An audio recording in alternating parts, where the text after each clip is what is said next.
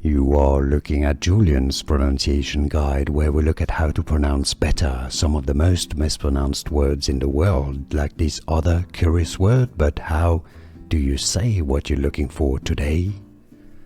Let's learn once and for all how to pronounce this name correctly in English, I said in English, and how it's sometimes pronounced in other languages too. Let's go through. If you want to learn more pronunciation, stay tuned. I've got more videos for you you'll want to learn from. Jacinta, that's the English pronunciation, so ja, not just ja, but ja, a schwa sound. Some may say it more as ja, Jacinta, that would be fine too. It's usually a schwa sound and a sound. Jacinta.